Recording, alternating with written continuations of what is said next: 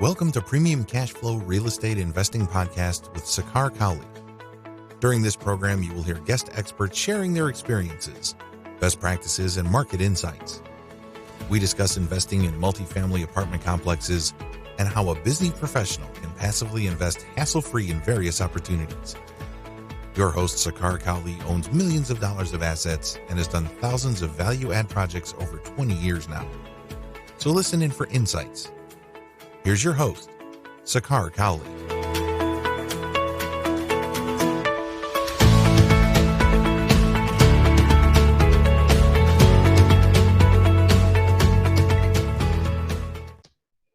Welcome to another edition of Premium Cashflow Podcast. Today, I have the pleasure of welcoming Steve Olson to our podcast. And Steve and his company does a very interesting strategy of new construction. His company is Fourplex Investment Group, headquartered in Utah. Their company builds new construction projects, specifically fourplexes, triplexes, with a few duplexes thrown in their development. And the whole strategy there is to have investors, acquire these fourplexes and things like that, go through that new construction process. And, basically these units are built for cash flow. And the idea here is to buy and, have tenants in there so that you can, these assets can cash flow. So that's the gist of it. Steve Olson that we have here is going to help us with a lot of details around it. So welcome to the show, Steve. I appreciate you taking time today. Yeah, I'm glad to be here. I think you said it. I think we're done now. Recapped it pretty well. Thank you. So Steve, give us a background on, how things started with, Fourplex Investment Group, the FIG group that you have. Yeah, we kind of joke, call it the Fig Phoenix because it came out of the ashes, right? Back in 2010, when somebody would put you in a straitjacket if you were buying real estate. That's when this idea was hatched, and a couple of the principals of FIG, that's short for Fourplex Investment Group. Right. A couple principals thought, hey, you know what? There's a lot of money on the sidelines that it wants to invest, but everybody's a little bit freaked out right now, frankly. But could we do something that's a safe asset through downturns? Right. And the thought was, well, fourplexes are pretty safe. You've got 4 income streams on one asset. Things have to get pretty bad, even if you come down on your rents, to just not be able to service that and then to be able to hold it as an investment. So they bought a little bit of land, did 10 duplexes actually on that, and it sold and it worked. And they thought, hey, that was pretty cool. Let's try that again. Right? And this is just the early phases. So project 2 happened, and then they realized, okay, there's actually a significant demand for this kind of product because nobody out there is building them in any kind of mass quantity, especially in a planned community, which I'll get to in a minute. Sure. So we end up getting into 2013, 2014 is when things really start to pump. That's when I was first introduced to FIG. They brought me on 2015. And we realized, you know what, this works in Utah. People are people. Why wouldn't this work elsewhere? And granted, there are a lot of other markets that we'd like to be in that have great fundamentals as far as we see. But you also have to take into consideration where you can actually operate, where you can hire the right staff and open an office and run your operation. So the first place we went into happened to be Houston, Texas. Good people on the ground there. Found a piece of land that we wanted to try this on, put up 40 units, which was 10 fourplexes. I guess you could say it, quote unquote, worked because we definitely learned some lessons about how development and the process works in Houston. Right. Different country than Utah, I would say, not a different state, country. and now we've grown in Houston. We're working on our 3rd project down there. Also realized, hey, let's give this a try in Boise, Idaho. Excellent market. If you research it, you'll see what I mean. And here we are operating in 3 states. We've built 2,500 doors so far. Between all the states, we've got about another 1,000 in various stages of construction, probably another 1,000 that we have under contract to build in the coming years. And we're looking at expanding into the Phoenix, Arizona market later this year. Interesting. So what analysis goes into selecting your markets? Some of the markets that you described are pretty thriving, meaning, the cap rate's got to be pretty competitive. So for you to make sense of land acquisition and all the entitlement process, permits, construction, things like that, it's a long life cycle. Could you maybe walk us through, like, from your desk, how you look at markets, and how you're sort of picking up those sub-markets specifically? Yeah, it's a long life cycle, right? I mean, if we Right. follow this all the way back to the very beginning, what happens is we say, hey, do we have client demand out there for more fourplexes? Right. Right? If the answer is yes, it's can we fill that demand in our existing markets? Mm-hmm. If we can't, we would start to research others, right? That hence Phoenix. We also have Dallas on tap. Mm-hmm. But right now we're pretty busy where we operate.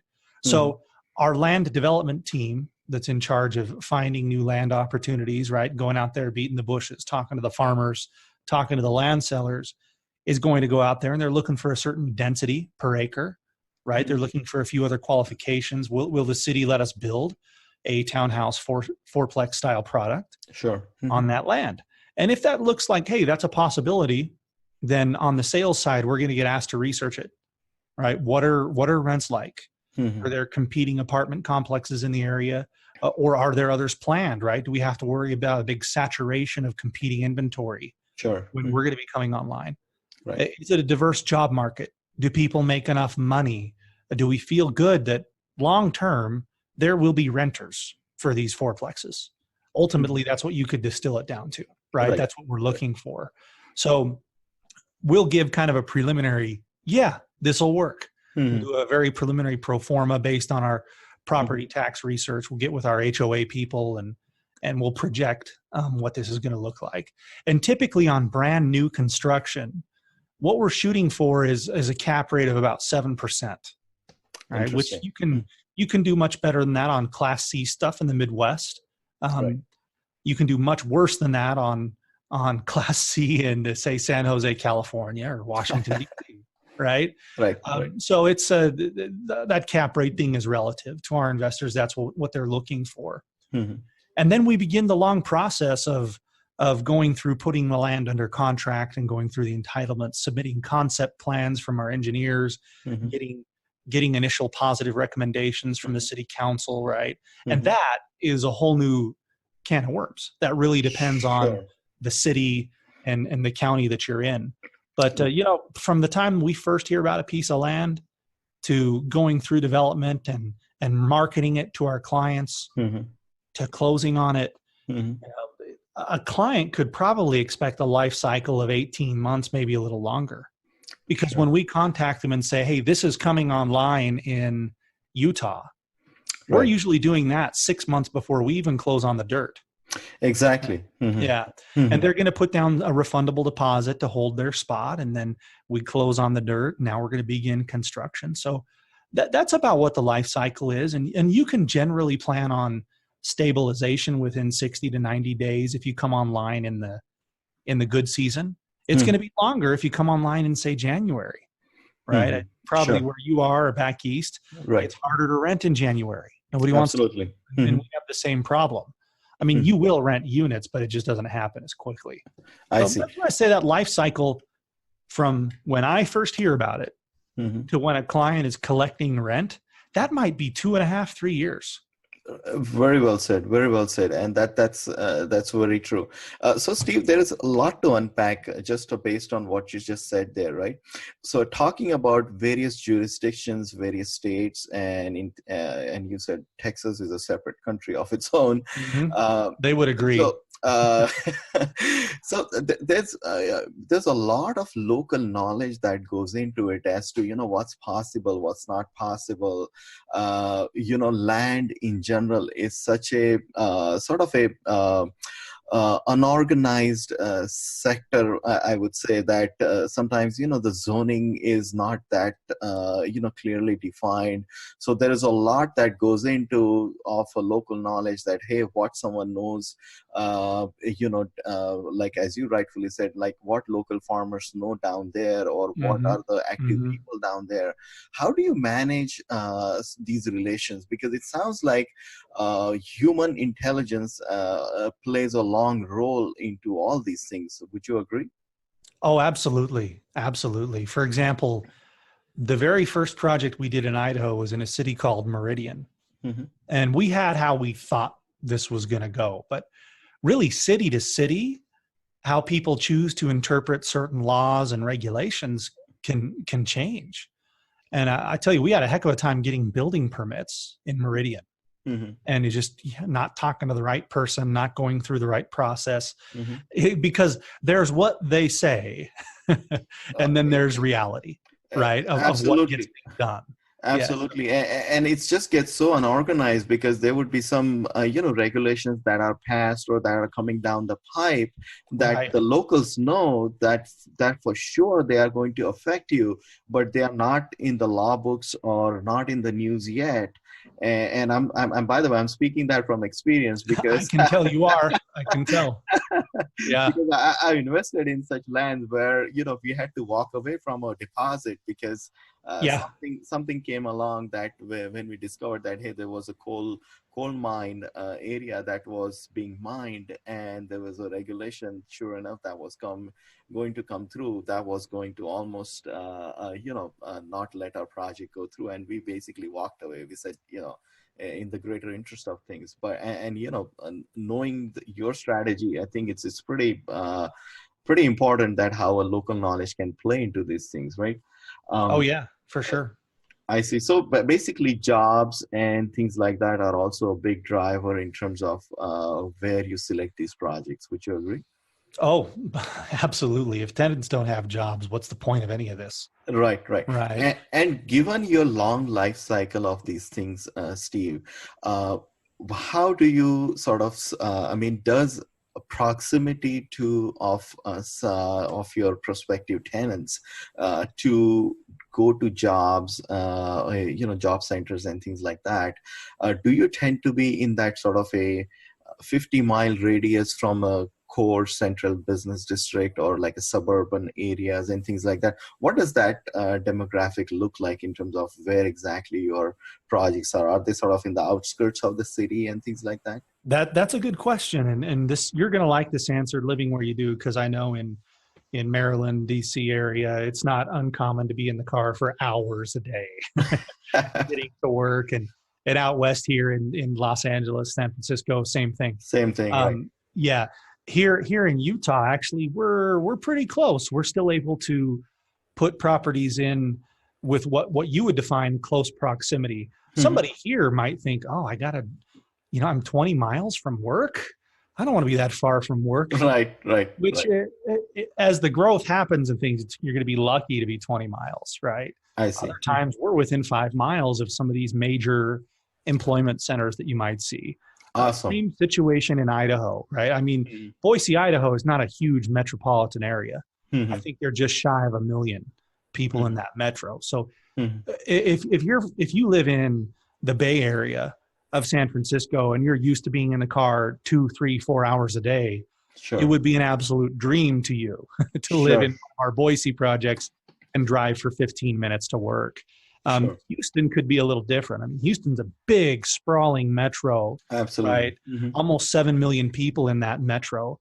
But when we research a project in Houston, what you got to understand is so big that you're dealing with different clusters, Mhm. right? You could be appealing to people downtown. You Mhm. might be appealing to people up on the north side in cities like Spring and the Woodlands, Right. right? Mhm. You might be out west in Katy along the energy corridor in I-10, right? So I've heard people say, we developed a project up in Spring, and it can be a grind to get downtown from Spring on I-45. And they say, well, I just don't see people going to work downtown from here. Mhm. It's going to take almost an hour. It's, well, that's what they're used to, but also the Woodlands is a big employment center, right? There's a lot of employment in spring. So they might not want to go downtown. Not everybody works there. You've got these clusters that you would want to appeal to the tenant base for those clusters. I see. So in your new construction there, Steve, right? Like what's the, is it that the appeal that, hey, the new construction is very appealing, it's going to stand there for years? Is that what sort of attracts the buyers? What sort of is the play that why people are attracted to your units? Give us some sort of insight into how the financial cash flow analysis and things like that plays into this model, basically. Sure. From an investor standpoint, I guess. Yeah. I have a very scientific term for it. You're going to realize I'm being sarcastic in just a second, but it's called the brain damage quotient. Okay. Anytime you do a real estate deal, there's going to be brain damage. Super brain damage. That's for sure. When would you like to take your brain damage?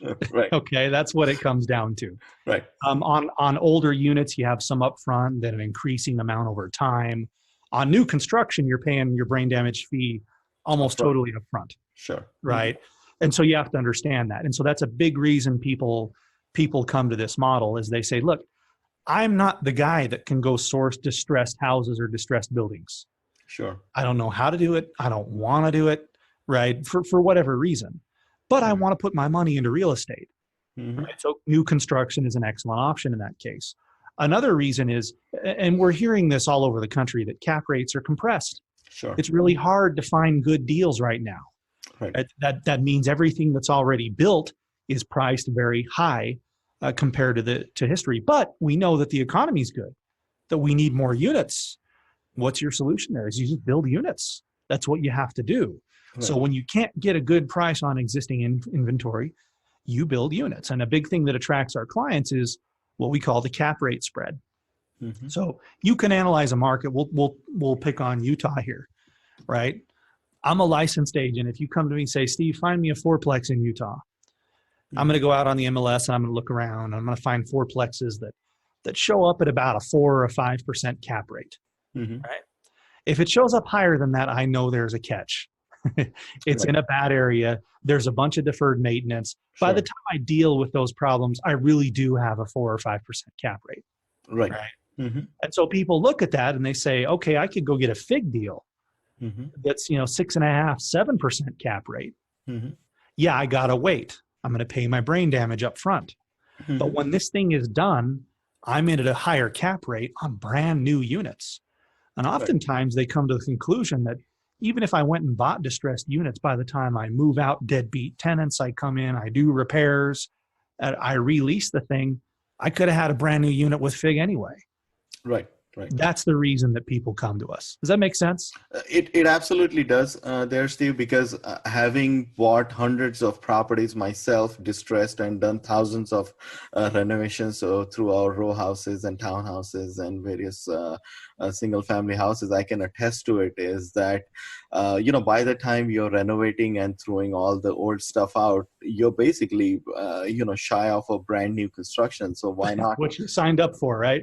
Exactly. And why not from the get-go just do brand new construction, and provided you are doing the work, your company is doing the work, all you're doing is like signing up and basically probably getting your keys at the closing, so it can be. Yeah, not a lot is required of you. We just call it the armchair value add.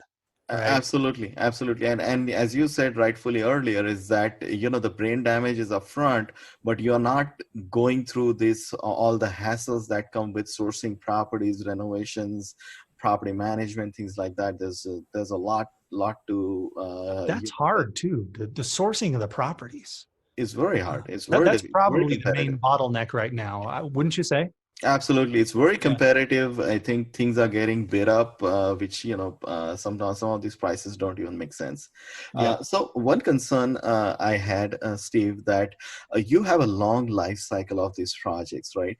So starting from where you're acquiring the land, the new construction and things like that.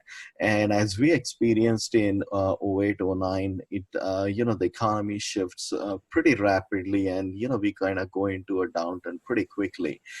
So So could you maybe help us understand how you insulate your company and also the clients from some possible risks of economy and, any other risks that may come with interest rate and things like that? How do you factor those things into your model? Yeah, that is a concern in this model because you have that window of exposure where your asset isn't performing yet. And some of these things that ultimately determine how it's going to perform have not yet been decided. Right. Long-term interest rates probably being the chief culprit, right? Right. So we don't have a crystal ball here, but one thing that we do is when we build an initial pro forma, right? We don't put today's interest rate on that pro forma. We're assuming an increase is going to occur. Sure. Because if it doesn't, or if it goes down, then that's just better. But right.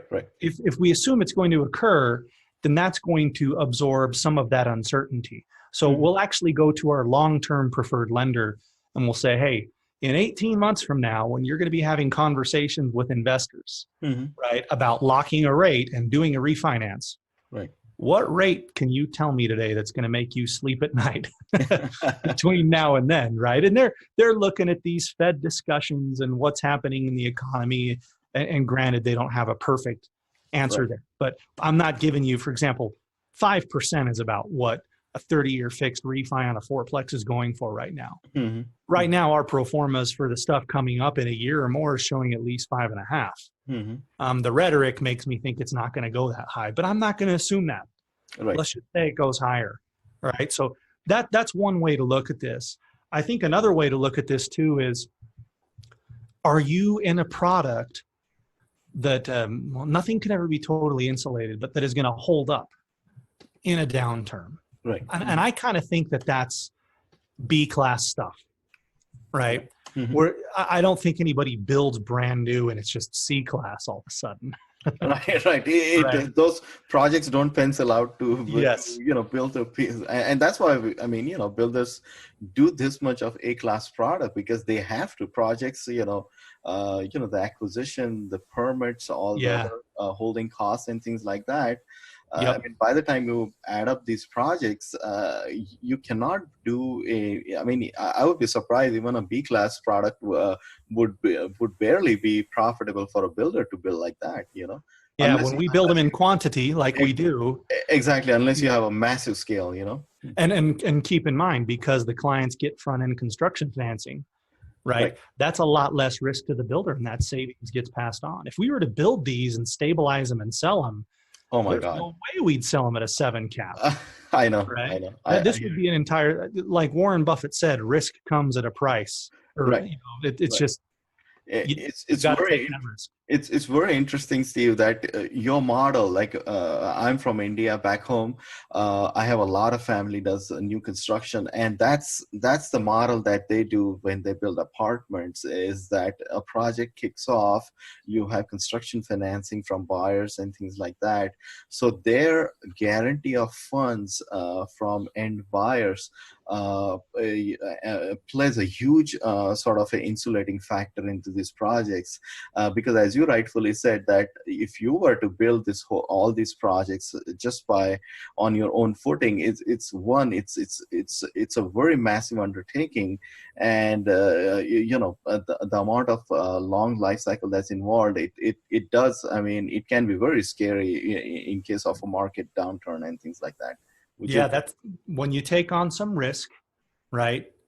You're going to get some reward, but you as an investor have to be comfortable in looking at that market and going, okay, am I reasonably confident that based on this rent that FIG is projecting coming online in 18 months, is there going to be anybody around that can pay that? And even worst case scenario, what if I have to cut rent a couple $100? Could I absorb consequences of a downturn and keep my head above water here? Sure. Right. Because once you can get through that window of exposure, the nice thing is you have 30-year fixed rate financing. And when you have 30-year fixed rate financing, a deal is really tough to screw up. Right. And that's next thing I was going to get into is that what is your sort of client profile looks like? Could you maybe help us with that, what sort of investor clients, the financing that plays into this.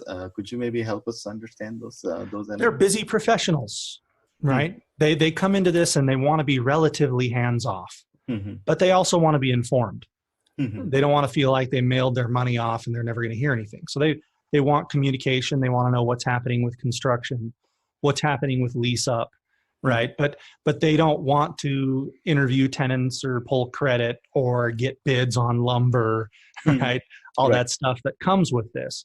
So it's a dentist, a doctor, an attorney, a business owner, somebody with a busy professional life where they make enough money to where, yeah, they can sink $200,000 or more into a fourplex or even a couple of them.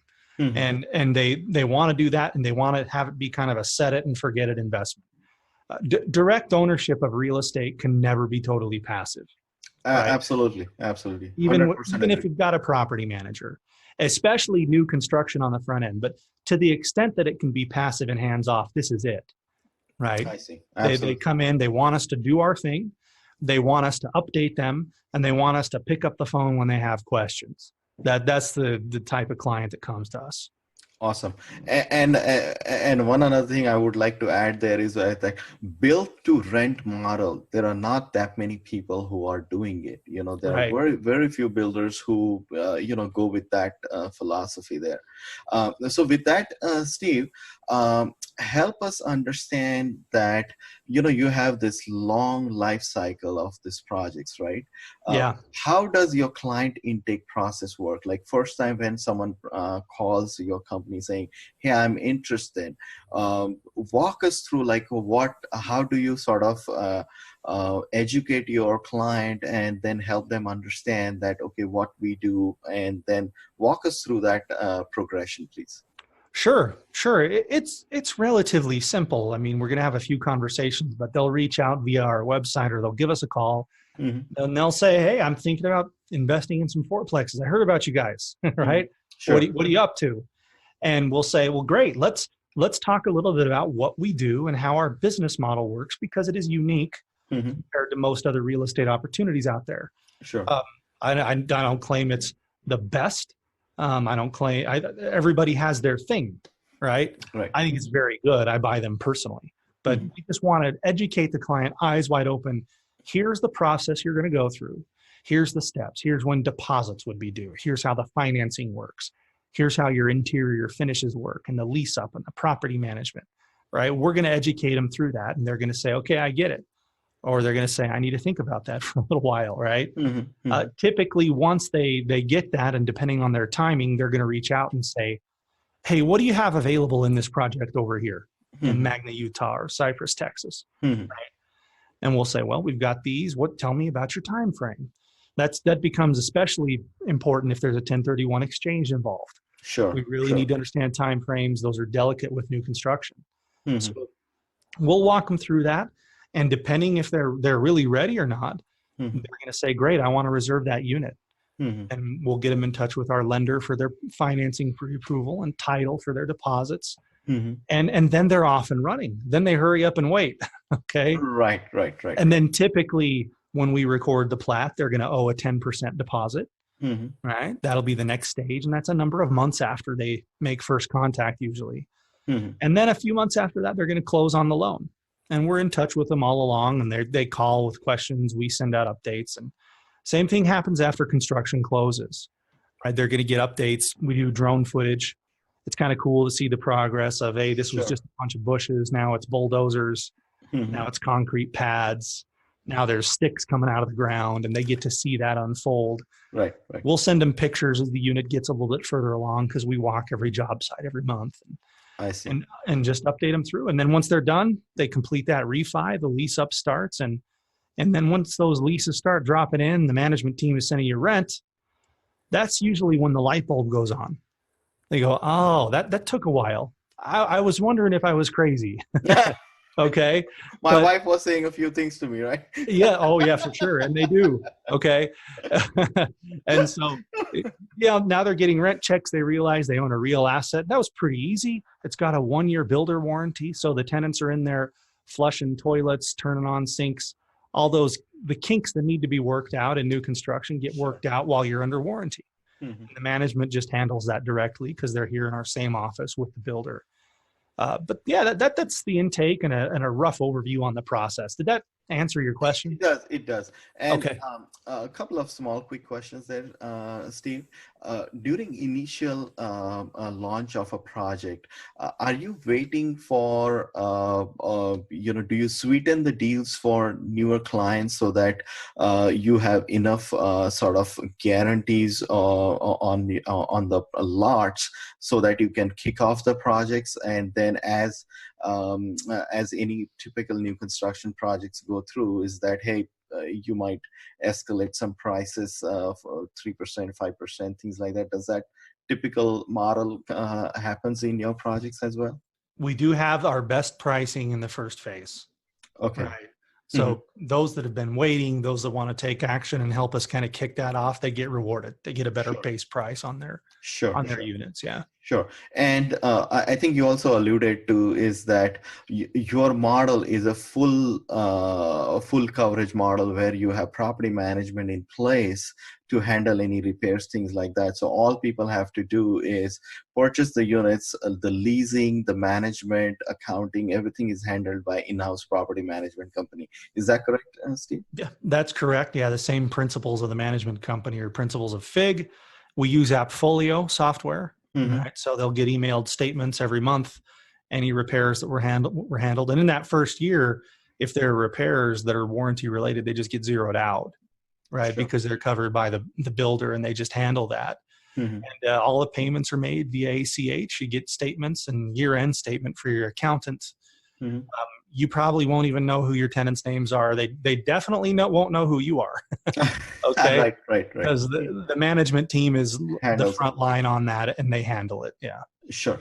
So one last question, Steve, that you started in Idaho, then, I guess started in Utah, went to Idaho, right. Now Texas, you're looking into Phoenix and things like that, right? So when you're identifying these markets, right, it's not just about markets. It's all about, what the construction pricing is, who are the subcontractors, getting that construction arm sort of armed and ready to fire. I think there's a lot to be said. Could you help us understand that behind the scenes, like what work goes on as you are evaluating the markets? You're looking at construction prices and all these other contractors. Help us understand those dynamics, like what goes into that. Well, one of the most key things that goes into this is we'll have 3 or 4 job sites going at any given time in the states where we do operate. And what you see on those is you'll kind of start to see rising stars, people who ran a project really well, who we say, you know what, this guy, we could move this guy down to Phoenix and have him run point for FIG, and he's an employee of FIG, right? And then we're going to start interviewing subs, and they don't take you very serious at first. Sure. Right? This is one of the reasons why when we're going into a new market or even a new city, we inoculate the clients that, hey, this might get interesting. Okay. Right. We have bids, but let's see what happens here. Right. So once you're getting sticks up out of the ground, people start to take you more seriously. And on your second project, you have a much better sub and trade base. Right. You're getting the best people coming out of the woodwork instead of those that are desperate for work. Right. You want the ones that are good. So that's one component to this is breaking in the trade base to what we do and how we do it. There's no way to do it other than to do it. No, I know. You have to stick to your guns and maybe have probably adjust your criteria based on your experiences. Yeah. You have, I'm talking more about cost basis that, hey, what's the lumber, what's the concrete, what's the labor pricing for certain items. And then based on the new market, how that variance occurs, you just sort of control that. So that's correct. Yeah. And then, like I said, once you get a certain amount of doors under your belt, you can probably start to get some better economies of scale on something like that. This doesn't affect the investor because we have a fixed bid contract, right? They sign a contract for $750,000, but lumber goes up 20%. That's on us, not on them. Right. And then a bunch of the other front end setup is just city related. Right. What is it going to take to do entitlements? What is it going to take to get approval? The different code code restrictions. For example, in Phoenix, in Houston, we have to put fire suppression sprinklers in all of our quads, and that's a whole new thing. We don't have to do that in Utah, right? I see. Mm-hmm. So that you just you get in there, you can get your arms like 90% wrapped around it before you start. Sure. And then you're going to learn about a whole bunch of stuff you didn't know, and some stuff that you didn't even know that you didn't know. Right. I mean, it's a learning process. You rightfully said it's a learning process. The more you do it, the better. I think you have accurate, data points, and different variances start to, diminish, and you have a better, sort of a understanding of costs and things like that. Yeah, so sure. With the aspect of time, Steve, I'm going to leave it at that. I would encourage all our listeners to take advantage of your product. New construction, built to rent. There is not a lot of options there in this niche. Owning a new product that cash flows has possibly most definitely an appreciation element to it, because just being new construction, there's probably not a lot of inventory in a lot of these submarkets. Mm-hmm. So having those, I mean, it's a nirvana when you can get cash flow and mostly a guaranteed appreciation on the back end through the few years. It's a double whammy that you can't beat. So please help us, Steve, how people can reach you and learn more about your company and different projects that you have going on. Yeah, just go to fig.us. That's our website. And you can research past projects that we've done there. You can look at what's currently available. Our phone number's on there, or you can just fill out a contact us form, right? Just say you were referred by the podcast, and we'll know who you are, and reach out, and one of our people will get in touch with you to start talking about this and answering your questions. It's an education process. We're just here to answer questions and get you familiar with it, because we feel like it's one of those things that it's right for you or it's not. Right. So if you're thinking so, call us and let's talk about it and arrive at your own conclusions. Absolutely. Very well said. Thank you. It's been a pleasure, Steve. I appreciate your time today. And listeners of our show can also reach us at premiumcashflow.com. We always have interesting guests like Steve with new niches. We always have guests for multifamily, self-storages, manufactured home parks, and other niches also. There are always good deals and new opportunities available for accredited and sophisticated investors. Of course, all the investments are done with proper disclosures and due diligence. So always, if there are any questions, listeners can always reach us at premiumcashflow.com. There is a contact us or invest with us page through which we can start the engagement process. So with that, thank you, Steve. Sure. I look forward to interacting with you in future when you have more states and more projects under your belt. It's been a pleasure. Yes, you too. Thanks for having me. Thank you. I appreciate it. Bye-bye. Thanks for listening to Premium Cashflow Real Estate Investing Podcast. Please join us at premiumcashflow.com to sign up for weekly updates, research articles, and more. We will see you again for another great interview with an expert guest.